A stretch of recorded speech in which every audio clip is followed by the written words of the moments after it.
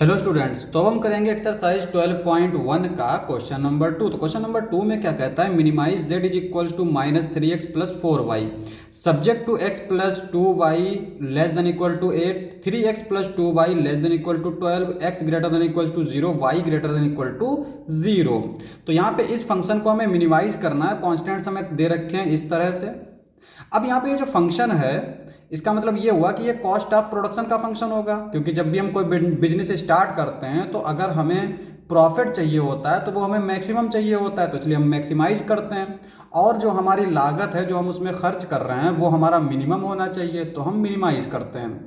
तो यहाँ पे देखो हमें क्या करना है, इस फंक्शन को मिनिमाइज करना है। z is equals to -3 plus 4y -3x plus 4y, और इसके ऊपर जो कंडीशंस दे रखी हैं, कॉन्स्टेंट्स भी बोलते हैं हम लोग, वो क्या दे रखे हैं, x plus 2y less than equal to 8, 3x plus 2y less than equal to 12, x greater than equal to 0, y greater than equal to 0। अब चूंकि हमें इसे ड्रॉ करना है तो हम क्या करते हैं, इसकी पीक वैल्यू लिख लेते हैं, यानी ये लेस देन वाला हटा देंगे, इक्वल लगा लेंगे। तो ये हो जाएगा x plus 2y is equals to 8, ये हो जाएगा 3x plus 2y is equals to 12, और ये x is equals to 0, y is equals to 0। इसका मतलब ये हुआ कि ये y एक्सिस है और ये x एक्सिस है। अब यहाँ पे देखो, जब भी हम फंक्शन या लीनियर इक्वेशन को ड्रॉ करते हैं तो हमें दो पॉइंट चाहिए होते हैं। जब दो पॉइंट होंगे, उन दो पॉइंट्स को हम मिला देंगे तो हमें लाइन मिल जाएगी। तो यहाँ पे हम दो पॉइंट्स निकालने के लिए क्या करते हैं, x की वैल्यू पुट करते हैं, y की वैल्यू फाइंड कर लेते हैं। तो यहाँ पे हम पहले क्या करते हैं, x की वैल्यू 0 पुट कर लेंगे। तो जब इसको हम 0 पुट करेंगे तो y क्या आ जाएगा, ये आ जाएगा 4। और जब हमें y की 0 पुट करेंगे, जब हम y 0 पुट करेंगे तो x आ जाएगा 8। अब यहाँ पे हमने इस तरह से दो पॉइंट निकाल लिए। आप चाहें तो कैसे भी करके पॉइंट निकाल सकते हो। यहाँ पे x की वैल्यू 1 रख सकते हो, 2 रख सकते हो, 3 रख सकते हो, जैसा दिल करे वैसा रख सकते हो। ठीक है, तो हमें दो पॉइंट चाहिए होते हैं। अब यहाँ पे ये है हमारा दूसरी लाइन x y। x की वैल्यू अगर हम 0 पुट करें तो y क्या आ जाएगा हमारा 6, और y अगर हम 0 पुट करेंगे तो x हमारा क्या आ जाएगा, ये 3 नीचे जाएगा, और ये हो जाएगा 3 4 जा 12, ये आ जाएगा हमारा। तो यहाँ पे हमने देखा कि इसके लिए हमें दो पॉइंट मिल गए और इसके लिए भी हमें दो पॉइंट मिल गए। अब हम क्या करते हैं, इसको ड्रॉ कर लेते हैं। तो हम यहाँ पे एक ग्राफ पेपर ले लेते हैं, आप रफली भी ड्रॉ कर सकते हैं। तो यहाँ पे देखो, ये जो दे रखा है ना, इसका मतलब हुआ एक्सिस। तो यहाँ पे हम एक ये एक्सिस बना लेते हैं इस तरह से, और दूसरी ये इस तरह से। ये हो गई हमारी x एक्सिस, ये हो गई हमारी y एक्सिस, और ये हो गया हमारा o यानी 0,0 ओरिजिन। अब यहाँ पे हम नंबरिंग कर लेते हैं। तो यहाँ पे ये हो जाएगा 1 2 3 4 5 6 7 8, और इधर कर लेते हैं, ये हो जाएगा 1 2 3 4 5 6 7 8।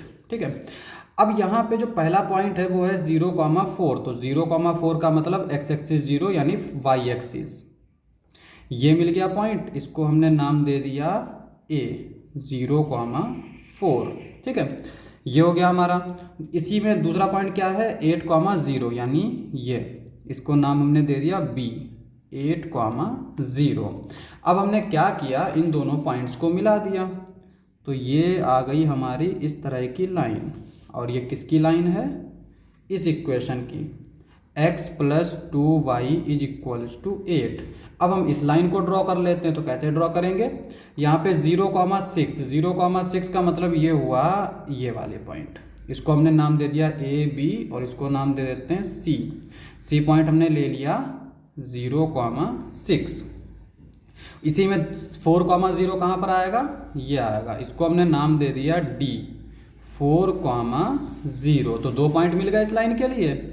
इन दो पॉइंट्स को हम मिला देंगे इस तरह से, और ये जो लाइन है ये हमारी कौन सी है, 3x plus 2y is equals to 12। अब देखो यहाँ पे ये लाइन जो है एक दूसरे को कट कर रही हैं, इसको बोलते हैं इंटरसेक्शन पॉइंट। तो हम इंटरसेक्शन पॉइंट कैसे निकालेंगे, इन दोनों लाइंस को सॉल्व कर लेंगे। तो यहाँ पे देखो, ये दे रखी है x plus 2y is equals to 8, ये लाइन दे रखी है 3x plus 2y is equals to 12। इसको हम मान लेते हैं इक्वेशन 1, इसको मान लेते हैं इक्वेशन 2।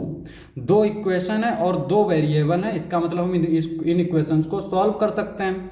तो यहाँ पे देखो ये दे रखा है 2y, ये दे रखा है 2y, दोनों को हम सब्ट्रैक्ट कर देते हैं। तो जब सब्ट्रैक्ट करेंगे तो ये इसके साथ कैंसिल आउट हो जाएगा। यहाँ पे क्या बचेगा माइनस का 2x और यहाँ पे क्या बचेगा माइनस का 4, 8 माइनस 12 यानी माइनस का 4। ये हो जाएगा x is equals to 2।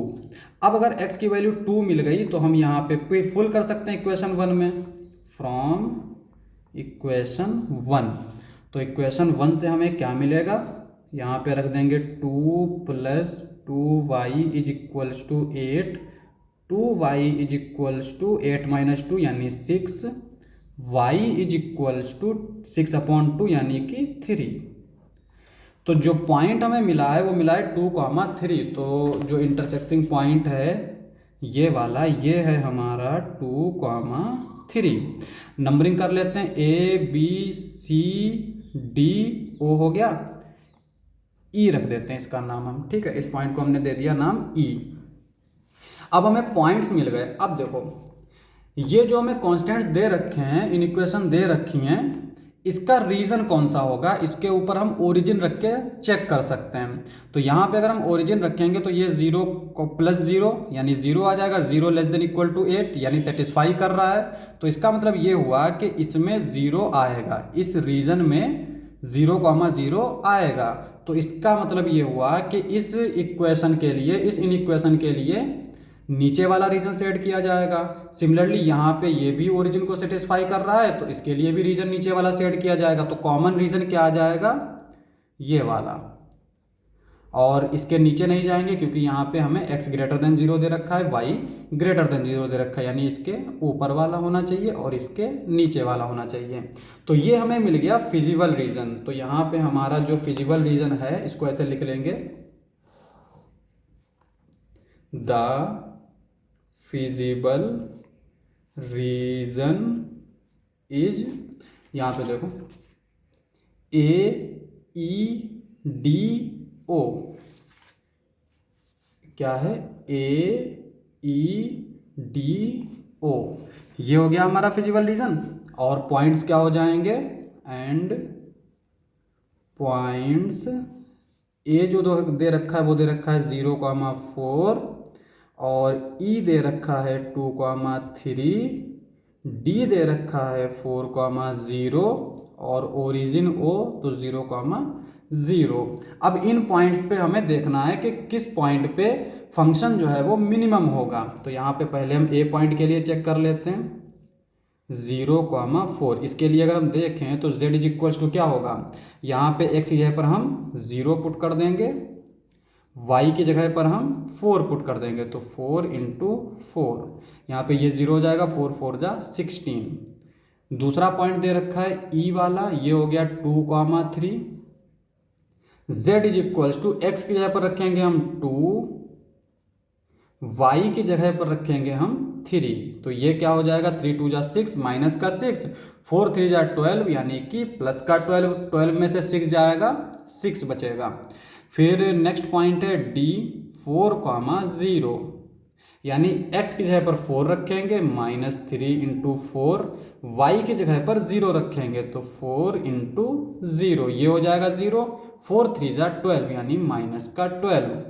Origin पर देख लेते हैं 0,0, z इज इक्वल्स टू यहाँ पे -3 इंटू 0 प्लस 4 इंटू 0, ये आ जाएगा 0, ठीक है। अब यहाँ पे ये भी पॉजिटिव है, ये पॉजिटिव है, ये 0 है और 0 से छोटा कौन है, ये है।